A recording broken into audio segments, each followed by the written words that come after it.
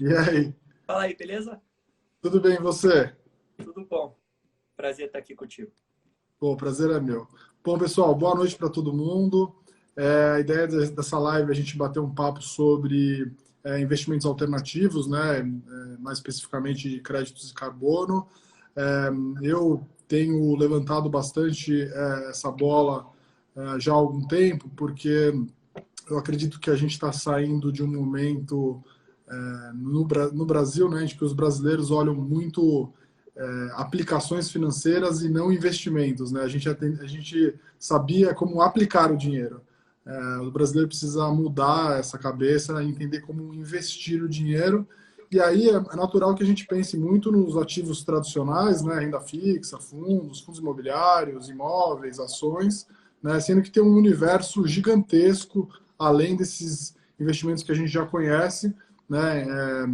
Empresas de capital fechado, né? Então, private equity, também investir em startups, por exemplo, e um mercado que tem ganhado bastante expressão nos últimos tempos é o mercado de crédito de carbono, que além de ser um mercado que tem tudo a ver com o mercado financeiro, né? Porque tem, o Luiz vai poder explicar melhor, né? Porque que o crédito de carbono pode ser um investimento, mas também tem uma pauta aí ambiental muito legal que está cada vez mais presente, né? A gente tem visto aí nas últimas semanas o papo de ESG cada vez mais forte, né? Então, queria agradecer a presença de todos aí, mandem suas perguntas, e agradecer também ao Luiz pelo tempo. Luiz, queria que você se apresentasse aí para o pessoal, contasse um pouquinho da sua trajetória no mercado, né? O que você foi parar aí na Moz, né? Tem uma trajetória aí no mercado e o que te fez, né? E fundar a Moz, né? No final das contas. Legal. Bom, prazer. Boa noite a todo mundo. Muito legal estar aqui falando com vocês. Eu sempre fui um ambientalista, sempre fui um ecologista, mas nunca tive a oportunidade de atuar ou, enfim, trabalhar com a área. Estudei fora, fiz engenharia em Stanford e aí, ao me formar, trabalhei 18 anos no mercado financeiro, como o Renato falou. Sempre na área de public equities, né, de renda variável. Trabalhei na área de research do Credit Suisse, depois trabalhei em alguns fundos, na BRZ, na York Capital, e nos últimos 7 anos eu montei um fundo de ações, né, de renda variável América Latina, ex-Brasil, né, na tese de que o resto da região é muito mal coberto e, enfim, não tem a sofisticação que o Brasil tem e que isso geraria muita oportunidade. Realmente, por um bom tempo gerou, mas, como vocês sabem, assim, teve uma guinada ruim política no resto da região. Nos últimos 2 anos, mais ou menos, né, a esquerda populista ganhou em todo o resto da região e você teve os protestos no Chile, que queimaram tudo, ganhou o AMLO, que é tipo né, um esquerdista populista lá Lula. Na Argentina ia ganhar o Macri, ganhou o Alberto Fernandes, enfim. A região deu uma guinada para bem pior, acho que estrutural. Me preocupa também uma guinada disso, mas isso é um papo para aqui no Brasil, mas isso é um papo para um assunto para outro papo. Uhum. E eu comecei a me preocupar muito, sempre, né, com esse lado ambientalista, com o desmatamento na Amazônia, né, e com mudança climática no geral. E o que eu comecei a reparar, especialmente depois que nasceu minha filha, a me aprofundar no assunto, é que é muito mais sério do que a gente, enfim, é avisado pela imprensa ou do que os cientistas até falam. Os cientistas são muito comedidos, né, ao relatar os impactos de mudança climática. Eles tentam não ser catastrofistas, mas a verdade é que se não fizermos nada, em 50 anos é uma catástrofe total, tá? E não tem, antes de eu me aprofundar nesse tema, eu não tinha tanta ideia do quanto é consensual que em 50 anos, se não fizermos nada, a gente vai morar, especialmente os nossos filhos e netos, no mundo tipo a la Waterworld, a la Mad Max, assim, de todas as cidades litorâneas do mundo debaixo d'água e a zona tropical inabitável, cidades como Rio de Janeiro tendo 55, 60 graus, produção de comida do mundo caindo 30% a 50% por causa do aquecimento global. E os cientistas, eles falam de um aumento, né, que houve um aumento por aquecimento global de 1% nos últimos 300 anos, desde a Revolução Industrial, né? E que nos próximos 50 a gente teria 2 a 3. Aí você pensa assim, bom, se não fizermos nada, né, no business as usual. Aí você pensa, bom, 2 a 3% não é muito, né? Assim, um dia de 30 graus vai fazer 32, 33. Só que isso é a média do mundo, né? Então, nas zonas temperadas, por exemplo, né, no norte da Europa, Escandinávia, Canadá, ou até na Argentina, África do Sul, um aumento de 2 a 3% da temperatura do mundo, médio, a gente está falando de aumentos de 15 a 20 graus nessas áreas, né? E de uma série de impactos indiretos que a gente não consegue prever, porque são trocentas variáveis, né? Que tem um equilíbrio muito tênue, né? Que sempre se manteve. Nos últimos milhões de anos, a concentração de CO2 no ar, né? Por ppm, partes por milhão, sempre oscilou entre 100 e 300. A gente está em 417, indo para 600.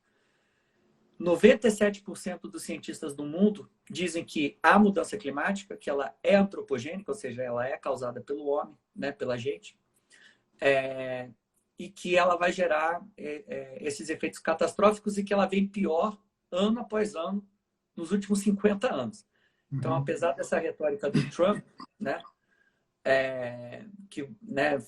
meio terraplanista de negar o aquecimento global, o Exército Americano, a EPA, né, que é a Secretaria de Meio Ambiente americano, e a NASA já dizem há 40, 50 anos que mudança climática existe, que é antropogênica. Bom, ao ver tudo isso, eu tenho alguns amigos que são do setor ambiental, sou um presidente de ONGs relevantes no setor ambiental, comecei a pensar, a vislumbrar, falei, pô, se a gente que é, entre aspas, a elite, né, vamos dizer, né, em termos de educação, né, de ter frequentado as melhores faculdades e tal, se a gente não faz nada a respeito, a gente vai ficar dependendo do governo para fazer algo a respeito, ou a ONG?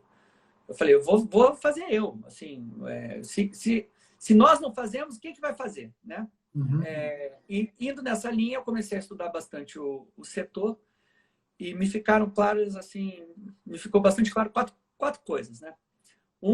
A gravidade da situação, né, que não transparece na mídia. Está começando a transparecer ultimamente, mas de 6 meses para cá só, né? Segunda coisa é que há uma solução, né, que tem o mercado de crédito de carbono que, simplificando assim, né, bastante, ele cria um sistema no qual, ao obrigar nos mercados de carbono regulados, você obriga a empresa que polui demais, né, que emite muito gás de efeito estufa, a pagar por isso, e as empresas que emitem a menos do que um certo limite, ou projetos ambientais que sequestram, né, CO2 do ar, a ter um benefício com isso. Ou seja, você tem um incentivo, né, positivo para quem polui pouco ou tira CO2 do ar, né, e um custo financeiro para quem polui demais. Ou seja, os dois lados, né, são alinhados para a queda. Eu falei, bom, temos o problema, temos a solução, então vamos trabalhar num modelo de negócios que seja sustentável e que monetize ou crie um sistema sustentável, né, e regenerativo baseado no sistema de crédito de carbono.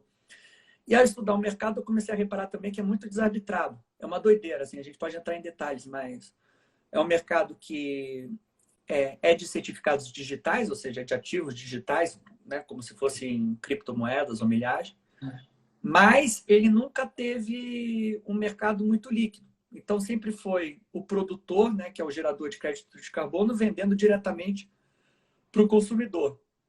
Sim. Pensa na eu escuto esse assunto de crédito de carbono já há algum tempo, né? E por que você acha que até agora isso não teve mais evidência? É um problema dos governos não comprarem essa pauta efetivamente? Ou não tem um incentivo econômico até agora? Ou até um formato para que isso estimule, né, enfim, as pessoas a procurarem fazer isso, né? É tudo isso junto, mais a urgência do aumento da emissão. Assim, 10 anos atrás, esse negócio surgiu no final dos anos 90, o mercado de crédito de carbono. Na história é assim, você teve a Eco 92, né?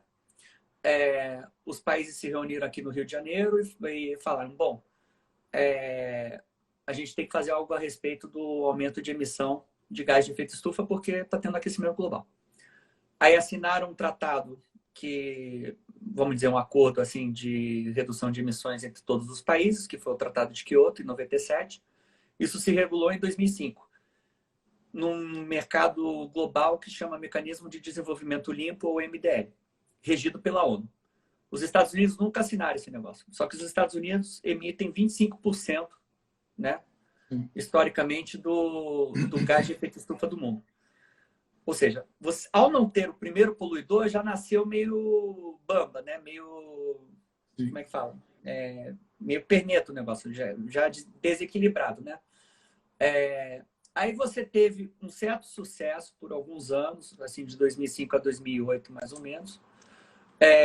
Só que aí você teve uma especulação de que o mercado de crédito de carbono ia bombar porque os Estados Unidos ganhariam, aliás, assinariam Kyoto com a vitória do Obama. O que aconteceu? O Obama ganhou, só que você teve a crise de 2008, 2009, o negócio despencou. Então o preço foi de 27 para, sei lá, 5, né? Porque o Obama estava mais focado em resolver a crise. Aí depois você teve uma recuperação e você teve a crise europeia, 2011 a 13. Aí despencou de novo. Você foi para 15 e foi para 3 dólares. E lá ficou. Por quê? Porque o mundo estava meio que em crise e os governos falaram, não, vamos dar um waiver aí, você fica alguns anos sem ter que comprar crédito de carbono, porque as empresas estavam tentando sobreviver. Só que entre 2008, quando você começou a derrocada do mercado de crédito de carbono até agora, a emissão, assim, a poluição do mundo aumentou muito. Assim, era 25 bilhões de toneladas de CO2 ano, em 2008, e hoje em dia é mais de 55, né? Então, e ficou muito evidente no dia a dia, né? A sociedade percebeu, né? Acho que aqui a gente não fala muito, porque aqui no Brasil é um país tropical, então a gente não nota tanto. Mas você vê, nos últimos 6 meses, ou um ano, a gente teve os incêndios horrorosos da Califórnia. Incêndios da Austrália que mataram mais de 1 bilhão de bichos, né? Temperatura de 38 graus na Sibéria, no inverno. Desculpa, no verão agora, a mais alta já registrada. Inverno mais quente da história da Europa. Temperatura mais alta já registrada na Antártida, né? Enchentes em tudo quanto é lugar. Aí você teve a crise do corona, que escancarou, né, que a poluição, a emissão de gás de efeito estufa é causada por nós, humanidade, né? Porque a gente parou de andar de carro, de andar de avião, e o que aconteceu? A poluição da cidade de São Paulo caiu 50%, né? A gente tem céu azul todo dia aqui em São Paulo. A poluição de Paris caiu 70%. Você tem águas cristalinas em Veneza. Então, o que aconteceu nos últimos anos? Ficou muito evidente mudança climática. Na China, começou a ter rebelião por causa de poluição. Então, o regime chinês começou a se preocupar com isso. E o mundo passou a se re-regular. Então, 3 anos atrás, só 10% do mundo era regulado, né? Hoje em dia, 2/3 do PIB global é regulado, né? Começou pela Europa, aí vários estados americanos se regularam, províncias canadenses, Austrália, Nova Zelândia, Coreia do Sul, Japão, esse ano a China, né? E a China hoje em dia é o maior poluidor do mundo, passou os Estados Unidos, Japão e México, ou seja, as maiores economias do mundo se re-regularam, e de uma maneira diferente de antes. Antes era um negócio muito político, global. Era muito difícil de você alinhar gregos e troianos, assim, que os Estados Unidos estivessem de acordo com a China, com o Brasil, com o Mercosul. Então, era um negócio muito político e demorado, diplomático, e o planeta não pode esperar. Então, começou com países que estão sofrendo muito com mudança climática, tipo, ou estados, tipo a Califórnia, e falou, eu não vou esperar a ONU e os países do mundo decidirem que isso é importante, eu vou me regular. Então, você tem esse movimento, vamos dizer, regional, assim, eu vou resolver esse negócio sozinho, e, ao mesmo tempo, você tem, em paralelo ao mercado regulado, que foi substituído de um sistema global para os sistemas regionais, ao mesmo lado, em paralelo, você tem o sistema voluntário, que sempre existiu, no qual empresas e pessoas se compensam, entre aspas, voluntariamente. As pessoas realmente se compensam voluntariamente. Assim, você calcula, por exemplo, Renato, quanto você voa, anda de carro, etc., e você calcula a tua pegada de carbono, você paga, sei lá, $15 por tonelada, que você tem emitido 10 toneladas no ano, você paga $150, você se compensou, né? Você fez uma doação, na verdade, para o meio ambiente, né? Mas as empresas, que são 99% desse mercado, elas se compensam voluntariamente, entre aspas. Por quê? Porque você tem três grandes fontes de pressão, né? Pressão da demanda, porque os consumidores na Europa, nos Estados Unidos, na China estão exigindo cada vez mais que os produtos tenham pegada de carbono zero. Então, a Unilever, por exemplo, está colocando um selinho, né? Esse Omo é pegada de carbono zero, né?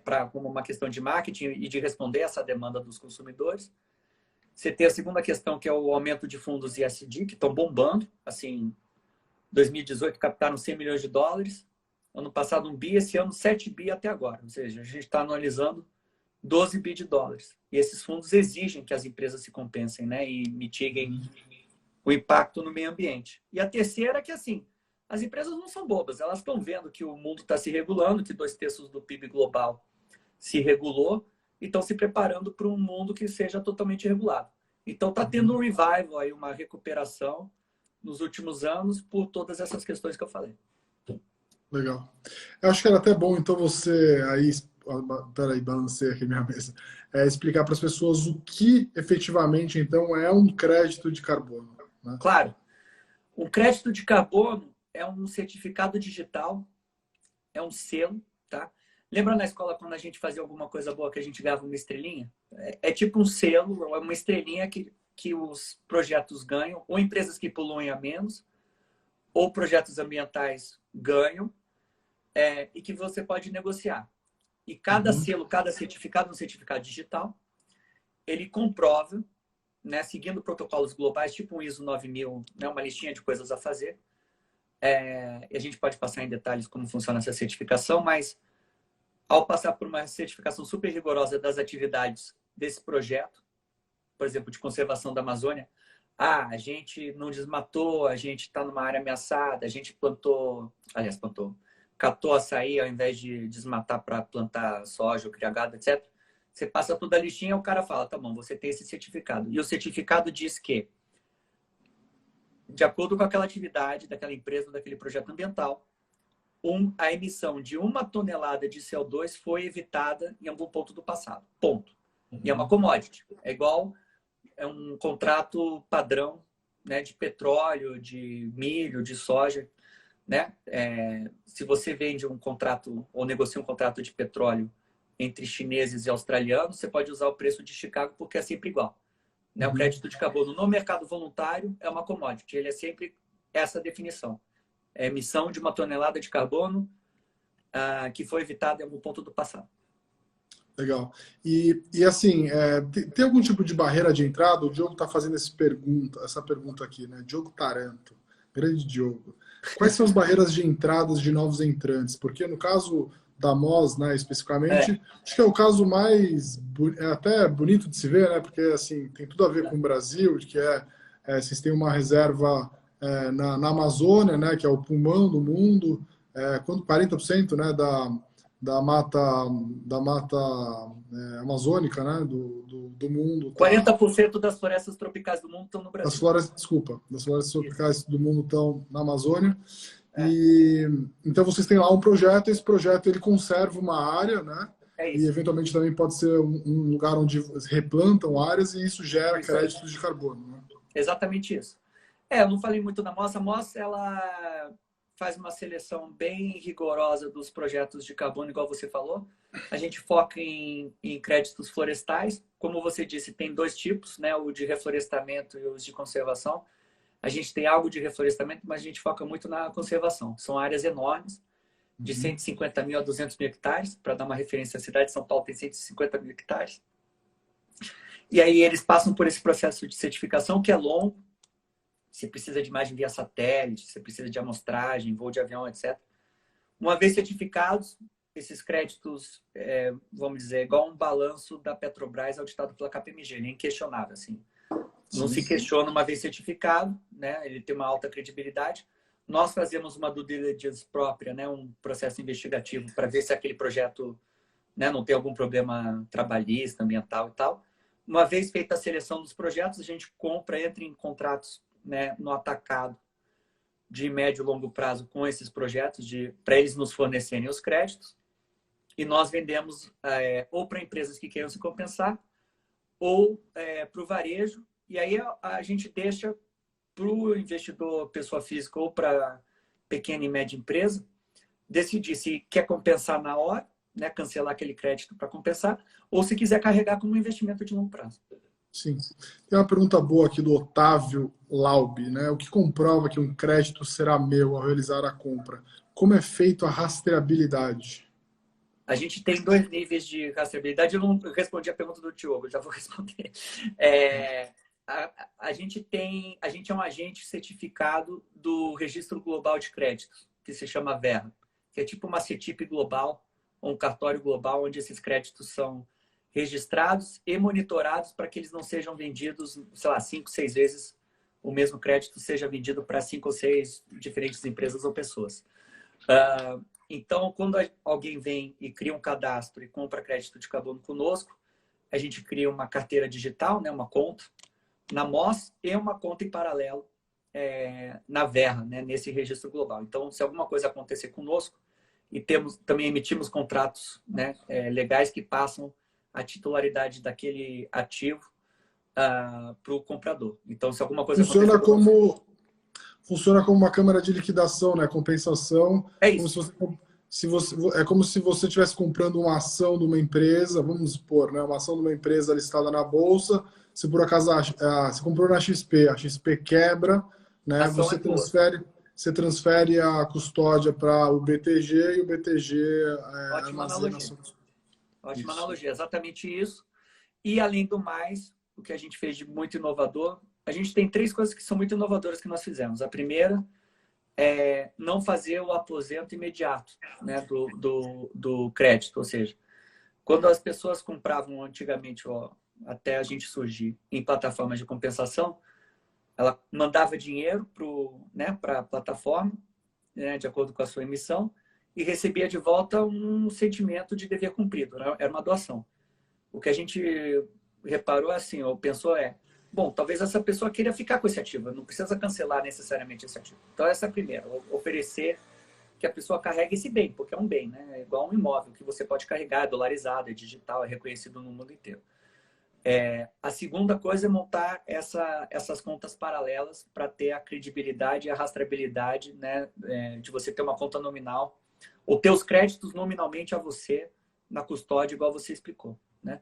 E a terceira, a gente tokenizou os créditos. A gente criptografou os créditos em blockchain, em smart contracts, que são palavras difíceis para dizer que a gente codificou usando essa tecnologia de blockchain, que é de moedas, criptoativos, mas que torna o ativo, né, o crédito de carbono nosso da MOS, uma vez tokenizado, irraqueável, né, e rastreável. Ou seja, todos os créditos, todas as transações desse crédito ficam registradas no código e você pode, com o teu número de série do teu token, né, do teu crédito de carbono, você põe na internet, você vê todas as transações que ele já passou. Então, mesmo que nós queiramos ou quisermos, né, e que quisermos fazer alguma fraude de vender várias vezes o mesmo crédito, a gente não pode porque ficaria registrado ali no blockchain. Tá, você respondeu a pergunta do João. Nossa, tem um nome difícil aqui, Lau Vale. Se é possível registrar o crédito na blockchain. Na verdade, ele já é registrado, então, na blockchain, né? Já. Inclusive, a gente criou um token, né, o CO2, que a gente está listando em diversas bolsas cripto pelo mundo, né? Começando pelo Brasil. A gente já conseguiu a licença na Suíça, nos Estados Unidos. E cada CO2 é um crédito de carbono completamente rastreável via o código do blockchain. E também compensável. Você pode burn, né, queimar aquele token, né, que é a linguagem que usa em cripto. E aí aquele crédito de carbono deixa de existir, você compensou aquele crédito. Mas sim, a gente colocou tudo em blockchain. Sim. Tem uma pergunta aqui do P. Samar, acho que você conhece esse cara, perguntando por que vocês decidiram abrir primeiro para brasileiros, né? A Moss vendendo créditos de carbono primeiro para brasileiros, sendo que o gringo paga mais. Acho que ele está fazendo uma alusão aí aos últimos Arbitragem. IPOs, talvez, arbitragem. E a arbitragem de preço também, né? Dos créditos lá fora, né? A arbitragem de preço, ela já está acontecendo, né? Porque a demanda... O mercado voluntário, ano passado, foi de 100 milhões de toneladas no mundo, tá? Claro, transações, 100 milhões de demanda, 100 milhões de oferta, né? De supply. Esse ano, só dos mutual pledges, que são promessas de neutralização, né? Daquelas empresas, entre aspas, que fizeram voluntariamente, soma 300 milhões a mais. Ou seja, o mercado que era a demanda de 100 milhões ano passado vai para 400 milhões. Só nas 15 maiores empresas. A gente está falando de Amazon, Microsoft, JetBlue, Delta, Bradesco, Vivo, Verizon, BP, Repsol, Shell, Unilever, enfim, eu posso ir aqui... Essas empresas demandaram comprar créditos para compensar, é isso? No mercado voluntário. Esse é o grande lance. O Brasil, ele não é regulado. Então, tudo que a gente certifica é do mercado voluntário, que é vendável, né, para essas empresas. Então, essas empresas estão vindo aqui para comprar. E por isso o preço está aumentando. Só que o preço aqui, como ele ficou muito defasado por muito tempo e você tinha um oversupply, que a Moss comprou basicamente quase tudo do mercado, a gente travou aí, quer dizer, contratamos ao redor de 10 milhões de toneladas, sendo que o Brasil certifica por ano 5. Ou seja, nos próximos 2 anos, quase toda a oferta de crédito de carbono nós já contratamos. E a demanda está aumentando, e como demora para certificar, né? Pelo menos pelos próximos 2, 3 anos você tem uma oferta estável, só que a demanda está fazendo assim, né? Mas quando você fala o Brasil certifica, é porque... O que você quer dizer com o Brasil certifica? Não, desculpa, aqui são certificados no Brasil, mas são protocolos globais, são ativos globais. Tá? Isso aqui é igual milho, soja, é igual no mundo inteiro. É a capacidade de certificar ativos no Brasil desses órgãos que certificam isso, é isso?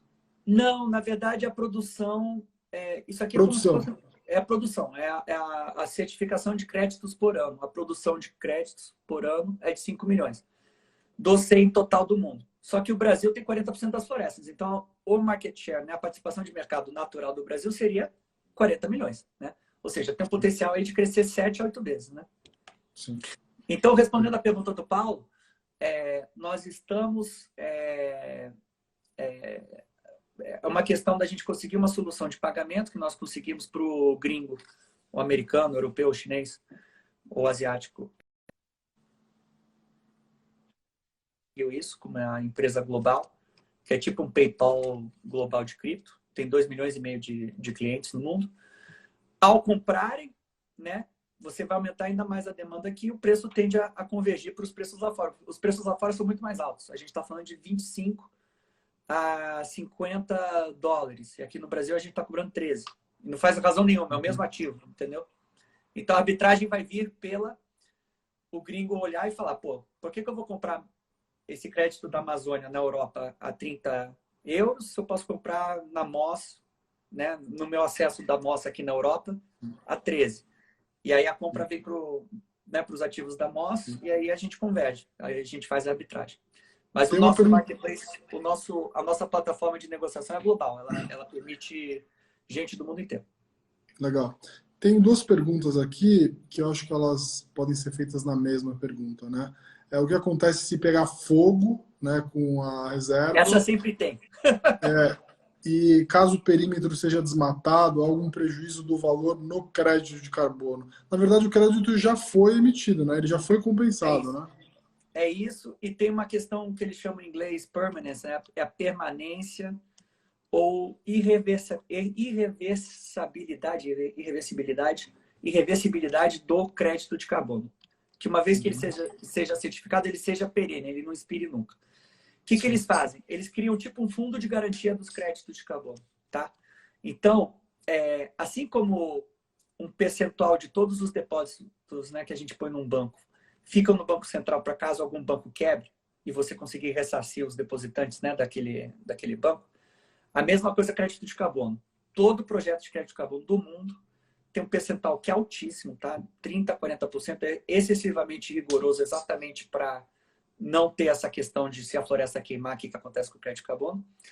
E esse fundo, como ele já está sendo fundeado, né? Já está sendo depositado por muitos e muitos anos, isso aqui já existe há mais de 20 anos, e como a perda, nessa perda da floresta pegar fogo depois, ou do projeto eólico parar de existir depois, como esse percentual é muito baixo, é 2%, então em relação ao depósito de 30% a 40%, historicamente ele é muito baixo, então esse fundo de garantia está assim 20 vezes maior do que ele deveria estar, entende? Então, se a floresta pegar fogo, e nunca ela pega fogo inteira, mas mesmo que ela pegue fogo inteira, digamos, a área de 200 mil hectares no ano 31 do projeto, né? Os projetos são de 30 anos. No ano 31, acabou o projeto, a floresta inteira pegou fogo. O nego vai lá no fundo garantidor e pega os créditos para garantir, entendeu? Que aquilo tenha lastro. Então, os créditos de carbono no mercado voluntário são eternos, tá? Eles são perenes, porque eles têm essa garantia desse fundo global. Legal. O Valtinho, meu amigo, está aí assistindo, ele fez uma pergunta para mim, eu vou fazer em seguida. Antes, eu vou fazer a pergunta aqui do Pedreira, JS Pedreira. Como é que funciona a monetização de vocês como empresa? Como que a Moz ganha dinheiro? A gente compra no atacado e vende no varejo. A gente cobra no spread. Igual o banco. Né? O banco capta, sei lá, a 10 e empresta 12, ele tem um spread de 2. É a mesma coisa a gente. Legal. O Walter, meu amigo, o Valtinho estava perguntando o seguinte: uma pessoa que tem uma área muito grande, uma fazenda, enfim, até uma pergunta que o Paulo fez lá atrás, né? Essa também sempre tem. Uma fazenda de eucalipto, ou até uma área, enfim. Como que uma pessoa dessa pode fazer um projeto para gerar crédito de carbono e eventualmente vender isso, né? Vamos lá. Para os projetos de conservação, não dá, porque quer dizer, não é que não dá, mas é proibitivamente caro e enorme, porque pensa, uma área de 150 mil hectares, né? Esses projetos de conservação, você está protegendo o estoque da floresta, né? Aliás, o estoque de CO2 da floresta. Então, você está tentando diminuir o desmatamento. Uma área dessas, de $100 no meio da floresta, né, por hectare, vai valer 15 a 20 milhões de dólares. Mais 100 milhões de reais. Então, sempre nos perguntam, eu tenho uma área de floresta nativa de Mata Atlântica na minha fazenda. Normalmente você não consegue certificar porque a certificação é muito cara, são $500 mil, e aí os créditos que você geraria nessa área pequenininha não compensam, né? Não fica economicamente viável. Tem sim um business muito bom, que aliás a gente vai começar a promover na Moz, de maneira padronizada, para a pessoa colocar os dados da área deles e já gerar, vamos dizer, uma solução de certificação. E aí essa pessoa poder vender os créditos eventualmente na nossa plataforma, que é áreas desvastadas em fazendas de 1.500 a 2.000 hectares, para dar uma referência, 1 hectare é um campo de futebol. Você pode fazer um projeto de reflorestamento de mata nativa, tá? Que vai, se a terra já for sua, você vai pagar aí 30 a 50 mil dólares. Você vai replantar, né, aquela mata nativa por 3, 4 anos. Esse plantio é caro, mas como gera muito carbono no reflorestamento, era uma área que não tinha nada, e a mata, a árvore sequestra mais carbono quando ela está crescendo, né? Porque pensa, ela está crescendo, ela está tirando CO2 do ar e aquele carbono, aquele C, está virando celulose, que é os troncos e as folhas, né? Então, ela gera de 5 a 7 vezes mais crédito de carbono por hectare do que um projeto de conservação. Esse sim é um projeto de payback aí de 4, 5 anos, ou seja, retornos aí de 20% em dólares desalavancado. É um projeto bem interessante que dá para fazer. A de eucalipto é mais complexa porque tem uma questão em crédito de carbono que eles chamam adicionalidade. Assim, se você não mudar nada da sua atividade, né, muda alguma coisa para o mundo, né? Por exemplo, no caso do reflorestamento, você está mudando claramente, né? Uma área que era desvastada, que não tinha planta, né? e você remontou a mata nativa como ela era originalmente. E aquilo sequestrou carbono pra cacete do ar, né? Numa floresta de eucalipto comercial, isso está rodando, né? Sempre, já há vários anos. Então, é mais complexo, é bem mais difícil. Quase impossível de uma floresta de eucalipto conseguir... Dessas que estão sendo sempre, né, cortadas e renovadas. Legal. Eu vou fazer algumas perguntas depois, mas aproveitar que o pessoal está mandando algumas perguntas aqui. O Leandro está perguntando como a pessoa física, faz para comprar um crédito de carbono. Hoje a MOS é a principal, tem outra já no Brasil? Não, a gente é a única no mundo. Não tem. Eu montei a empresa porque eu queria comprar carbono, porque eu vi essa dinâmica. Eu fui no Google, coloquei comprar crédito de carbono e eu vi que só tinha compensação, né? Não tinha para carregar, né? Para eu ter isso como um bem. Eu falei, eu vou montar isso. Então, pelo que a gente sabe, quanto mais a gente pesquisa, mais a gente vê, não tem. Isso volta para a pergunta lá do Diogo Taranto das barreiras de entrada, né? A gente tem 3 principais. Uma é que a gente é agente desse registro global que chama Verra. Conseguir essa conta é bem difícil e demorado. 2, que a gente é membro desse Instituto Ecos, né, que faz a seleção dos projetos. Fazer a due diligence do projeto demora bastante, né? E 3, o fato da gente já ter uma escala, né? A gente é o maior trader de carbono do mundo já, por incrível que pareça, em 4 meses.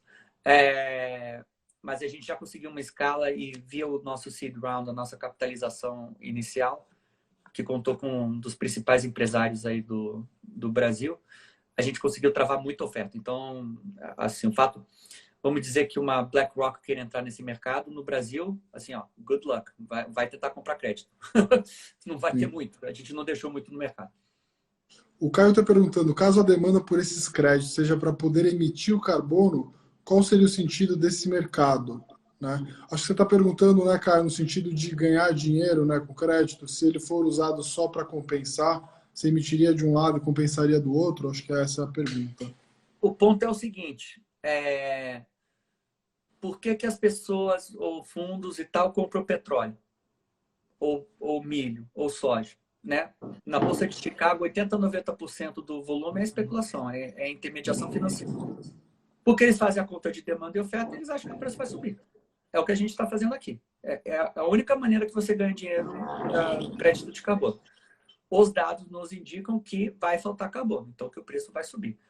Quando você compra, aí tem uma separação entre primária e secundária. Né? A emissão primária, que é quando nós vendemos o crédito de carbono, esse dinheiro está indo para a floresta. Né? No secundário, você está transacionando entre pessoas igual você transaciona uma ação. Assim, o cara que está vendendo achou que subiu demais, o cara que está comprando acha que vai subir mais. Né? Ou está transacionando petróleo. É um ativo como outro qualquer. Então, ele não é... Assim, até agora, ele só foi usado para compensação. Mas a gente acha que ele tem outras funções. Por exemplo, é um storage of value, né? É uma reserva de valor, um crédito de carbono. Porque ele tem um lastro que foi certificado, ele não expira e ele é dolarizado. Então, se você sentar em cima, muito provavelmente daqui a vários anos, dada a demanda e oferta, né, e do mundo ficar cada vez mais preocupado com a questão ambiental, ele se torna uma reserva de valor que é reconhecido no mundo inteiro. Então, de uma certa maneira, é comparável ao ouro. Aliás, tem muita gente que acha, eu inclusive, e a nossa aposta grande é nisso, é que o crédito de carbono vai ser a nova moeda do mundo. O Sirkis, né, que faleceu, o ambientalista, né, fundador do Partido Verde, ele escreveu muito sobre isso, que os créditos de carbono deveriam ser tokenizados e virar a nova moeda do mundo. Porque não só você criaria liquidez para esse mercado que é importante, né, de que as empresas sejam forçadas a compensar e os projetos ambientais, né, sejam remunerados para gerar isso, mas ele é uma reserva de valor que não é dependente de partidos políticos e tudo isso, e não é baseado na fé, né, igual o Bitcoin, por exemplo, que é baseado não na fé, mas numa opinião que no futuro as moedas não vão ser governadas por bancos centrais ou por governos. Esse é o caso do crédito de carbono. Só que o crédito de carbono tem uma vantagem que ele tem um lastro, né? Ele foi certificado e ele é reconhecido no mundo total. Então, tem gente que acha que a moeda do mundo, daqui a alguns anos, vai ser crédito de carbono. Por isso que a gente montou o CO2, o token. O André Azenha está falando que o crédito de carbono já é negociado na Bolsa de Chicago. Acho que é isso, não é? Já é negociado, né? Ele já foi negociado na Bolsa de Chicago. A Bolsa de Chicago, a CCX, ela fechou em 2012 por falta de demanda, quando aquele mercado degringolou, igual a gente falou no começo. Você tem, nos mercados regulados, bolsas para o mercado regulado. Então, não é assim que um brasileiro pode ir em Londres, por exemplo. Né? Os mercados regulados da Europa estão em Londres e em Leipzig, na Alemanha. Só que é só para a empresa. E o ticket mínimo, né? Como é que fala? O valor, o lote mínimo. O lote mínimo é de 100 mil dólares ou 100 mil euros. Então, não é para pessoa física, né? Sim. E você tem mercados assim na Califórnia, na costa leste americana, no Canadá, na Austrália, na Nova Zelândia. Mas não é feito para pessoa física. Os lotes mínimos são muito grandes. Essa é a nossa ideia. E são todos de mercados regulados. O primeiro mercado do mundo, a primeira plataforma de negociação do mundo de mercado voluntário é a nossa. Boa. Tem duas perguntas aqui sobre como funciona o home broker da MOS, né? E por que o mínimo é R$700?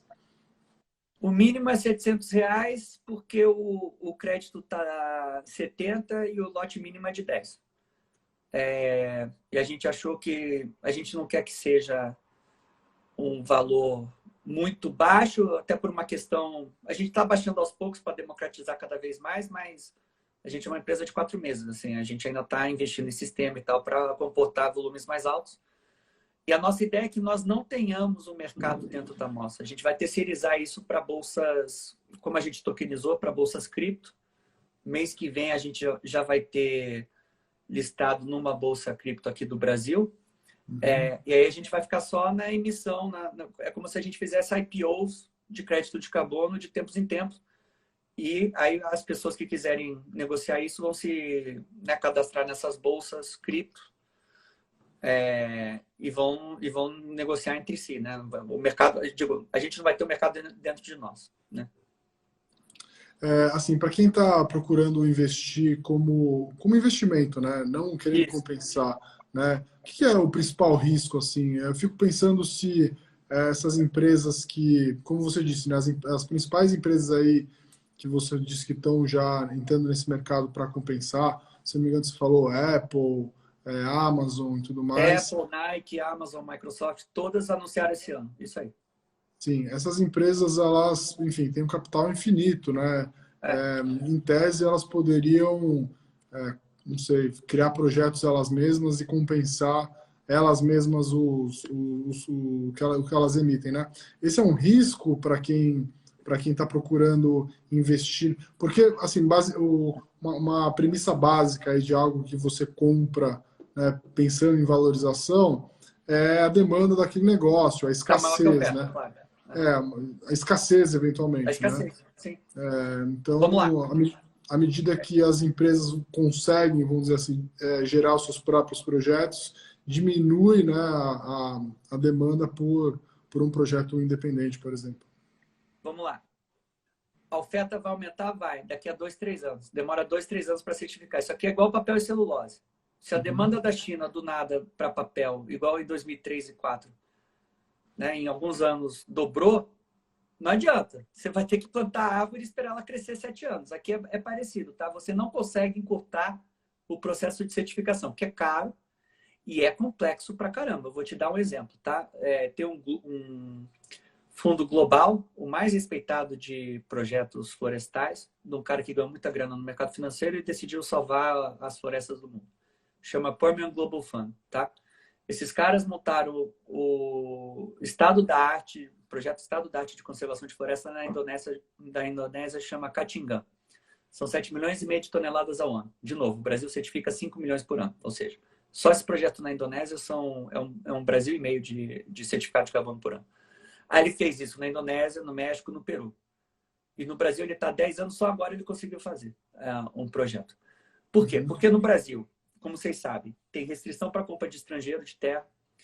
Aí você vai comprar terra na região norte, qualquer um que já tenha tido algum tipo de experiência com agropecuária e tal, sabe que você vai comprar, aparecem 10 vendedores, porque tem o capião, tem o grileiro, tem o poceiro, né? Tem disputa na justiça, etc. A área tem que estar, para conservação, por exemplo, tem que estar na fronteira, ali na franja ameaçada, né, da fronteira agropecuária, porque pensa assim, a floresta lá no meião da Amazônia, ela está protegida, né? Você não precisa fazer nada, ela está protegida pelas bordas, né? Você precisa de uma área grande, contínua. Não é fácil. Assim, tem restrições técnicas que criam essa escassez que você está falando. E a demanda assim, aumentou 4 vezes de um ano para outro em poucas empresas. Tá? Vou te dar outro exemplo do potencial da demanda. Tá? O Brasil, Estados Unidos e Europa têm 250 milhões de millennials, de uma população de 900 total. Os millennials, tem pesquisa que mostram, né, pessoal de 20 e poucos anos, 30 e poucos anos, que investimento de impacto para eles, para 93% dos millennials, investimento importante é investimento que tem impacto. Esse número para o pessoal da... Eu estou ali na fronteira, né, entre a geração X e os millennials, vou fazer 40 agora. Para 40 até 50 e poucos, esse número cai para 55%. Acima de 50 e poucos anos, cai para 20%. Ou seja, para essa turma, e a gente vê isso no nosso site, cara. É uma doideira. No nosso site, mais de 95% dos clientes, dos compradores, dos investidores, né, ou compensadores, nasceram depois de 1990. Porque eles veem que é um negócio que está ajudando a floresta, porque o dinheiro vai para a floresta para remunerar os projetos, e que tem um retorno e que é uma reserva de valor. É uma poupança em dólar, né, que você está com um bem que é reconhecido no mundo inteiro e que não expira. Bom, aqueles 250 milhões, se 1% deles... Olha isso. Se 1% deles, né, o 1% mais rico, os millennials riquinhos aí que trabalham, sei lá, no Google, no Facebook, que são advogados, médicos e tal, mercado financeiro, Faria Limas e tal. Bom, se 1% deles, né, dá 2,5 milhões de pessoas, decidirem comprar $1.000 de crédito de carbono, né, a gente está falando de 2,5 bilhões de dólares de demanda. Para o mercado inteiro, que ano passado, e eles só comprariam no mercado voluntário, foi de 400 milhões de dólares. Ou seja, o mercado multiplicaria por 5, mais de 5 vezes. Não, 6 vezes. Só do 1% mais rico dos millennials de Brasil, Europa e Estados Unidos querendo pagar $1.000. Eles podem pagar muito mais. Cara, é explosivo o potencial do crescimento desse mercado. Legal. Tem uma outra pergunta aqui legal, que é sobre como isso é reconhecido como ativo no Brasil. Por exemplo, eu comprei um crédito de carbono lá na Moss. Como que eu registro isso no meu IR? No teu IR. Uhum. Se eu vender isso, quanto que eu pago de imposto? Perfeito. É igual um imóvel, tá? Não é considerado um valor mobiliário, aliás, em lugar nenhum do mundo, tá? Nos Estados Unidos, na Europa, em nenhum lugar, crédito de carbono de mercado voluntário não é considerado valor mobiliário. Então, você declara ele no teu IR, né? Você tem a saída de caixa, a compra do negócio, do crédito de carbono. E aí funciona tipo ação. Se você negociar, comprar mais de R$33 mil no mês e tiver um ganho nisso e vender no mesmo mês, você vai pagar 15% de ganho de capital em cima disso, e aí a tua responsabilidade como contribuinte é emitir a DARF e pagar isso no teu banco. Se você comprar e sentar em cima, não tem imposto. É só se você negociar naquele mesmo mês acima de R$33 mil. Acima de 33 mil reais, isso. Ou seja, se você comprar R$32 mil, valorizou para 32.999, você não paga imposto. Tá, entendi. Legal. Sacou? Acho que sim, acho que eu entendi. Isso aqui é diferente de valores imobiliários. Não, ação segue a mesma coisa, né? É o conceito de ação. Você pagaria só ganho de capital, mas só se for dentro daquele mês. A ação é assim, né? Você paga aqueles 20%, acho, e o valor é de R$20 mil. Aqui muda um pouco o valor. Aliás, as ações eles deviam fazer uma mudança, né? Esse valor de R$ 20.000 é super antigo, né? Acho que desde que eu comecei no mercado é esse valor de Com certeza. R$ 20.000, né? É. Tem uma outra pergunta aqui, faltam 10 minutos para a gente terminar. O Caio está perguntando se num cenário muito otimista, extremo, mais uma vez as empresas não precisem mais emitir carbono, esses títulos perderiam valor? Se elas não precisassem, mas elas não precisam, é voluntário, né? Esse é o grande lance. Elas compram porque, entre aspas, elas querem. Mas não existe isso. Isso aqui vai ser igual, cara. É tipo é um custo que as empresas não tinham antes e vão passar a ter porque a demanda, a sociedade não vai mais aceitar. Por exemplo, antigamente, sei lá, nos anos 60, uma indústria ali na beira do Tietê pegava e jogava toda a poluição no Tietê. Se ela fizer hoje, né, isso, ela toma uma baita multa. Como é que ela evita isso? Ela aumenta o custo dela, né, de monitoramento disso, de processos industriais, para não jogar tudo no Tietê. Ela trata aquilo, isso tem um custo para ela. Mesma coisa com a emissão de CO2. Hoje em dia, ela não tem um custo associado com isso.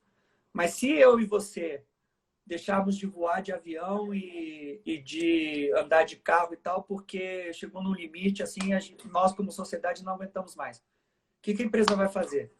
Ou ela vai parar de operar, ou ela vai fazer alguma coisa no processo dela que seja mais custoso para acomodar isso, ou ela vai comprar crédito de carbono. Ela vai ter algum custo associado com isso, porque os consumidores, a sociedade vai demandar isso dela. Eu vi até uma conta interessante acho que foi o Fábio Alperovitch que falou, né, que se você for calcular o EV da Petrobras... que é 40% de custo. É isso. É um passivo de carbono. É isso aí, cara. Cara, se você fizer essa conta, um terço da Bovespa não quebra. Não é um going concern. Se você usar o preço da Europa para crédito de carbono, especialmente para indústrias tipo... O Roberto Atush e o Félix também escreveram, da Omniinvest, escreveram um relatório assim, fizeram essa conta. E eu também já fiz essa conta aqui. Companhia aérea, siderurgia, petroquímica, né, que tudo tem margem baixa. E outros setores, autopeças, que tem margem baixa. Se forem forçados a compensar, se o Brasil se regular, e saiu no Estadão ontem ou anteontem, que o Brasil vai se regular no que vem, ou seja, o Brasil vai forçar as empresas a pagarem isso, você faz a conta de quanto elas teriam que pagar por ano, esquece, elas quebram. Que loucura. Né? É uma conta muito simples. Assim, A conta da Petrobras é assim, a Petrobras emite 60 milhões de toneladas ano. Hoje, no Brasil, lá no atacado, ela for comprar lá na floresta, ela vai pagar, sei lá, $5 por tonelada. Né? Então, ela vai ter um custo ano de 300 milhões de dólares. Né? Para a Petrobras é nada. Você faz um valor presente disso, dá 3 bi de dólar. Né? O market cap da Petrobras, se não me engano, é 50 bi. Tá, e se o preço for da Europa de $30? Né? A gente vai multiplicar isso por 6, dá 1,8 bi de dólares por ano. Aí você mete o valor presente disso, de 18 a 20 bi de dólares. 20 bi de dólares é 40% de 50. Assim, a empresa deveria valer 40% a menos. Legal.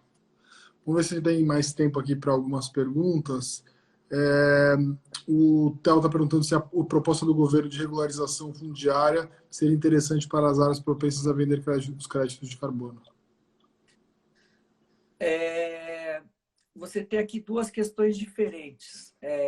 Por exemplo, aquela questão da reserva de 20%, né, que você não pode desmatar, né, que é a reserva ambiental, normalmente, tá?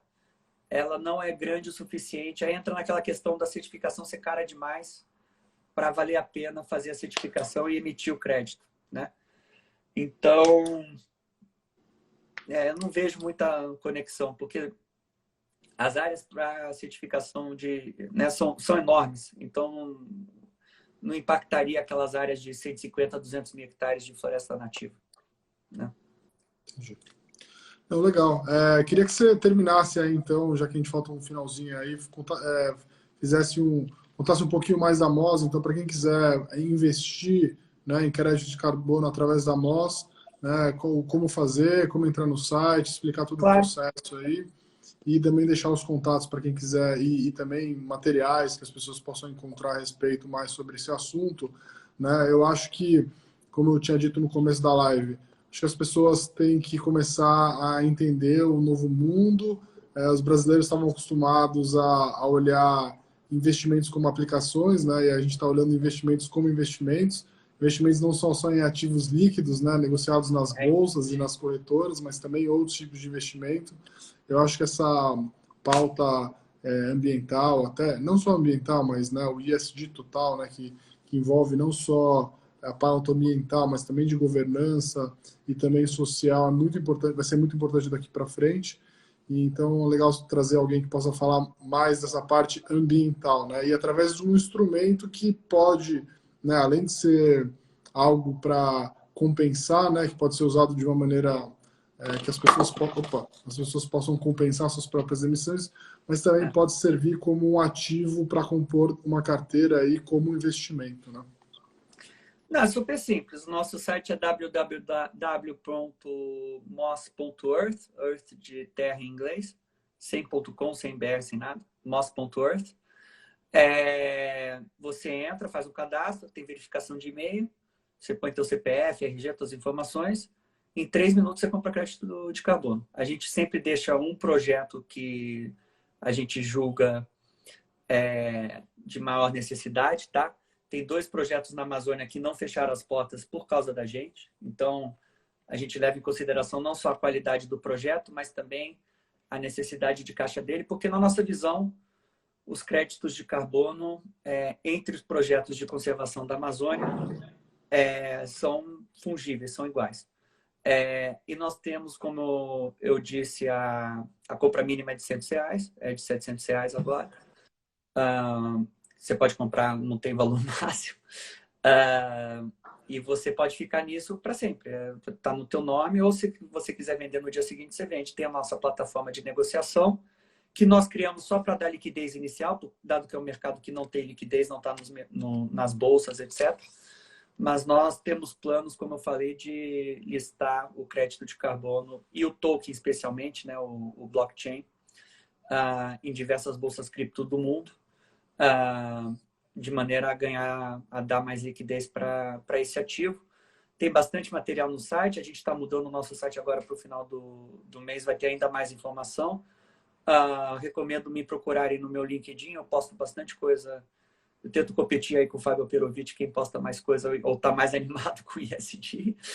É difícil competir com o Fábio, porque o Fábio é muito animado e muito engajado nisso. Mas eu posto também bastante coisa, bastante artigo, informação sobre crédito de carbono. E também lá tem no meu LinkedIn, que é Luiz com S, Felipe Adaime, tem bastante artigos que eu escrevi descrevendo tudo isso de maneira o mais didática possível que eu tentei sobre o mercado de crédito de carbono. Legal. Pessoal, eu queria agradecer muito aí a presença de todo mundo, mandaram perguntas, participaram, foi muito legal o bate-papo. A gente vai trazer o Luiz outras vezes aí para bater outros papos, né? Acompanhar a evolução desse mercado. Luiz, queria te agradecer pela disponibilidade, pela aula, né? Tenho estudado muito, mas toda vez a gente aprende um pouco mais. E, enfim, vamos ver se a gente marca aí mais para frente.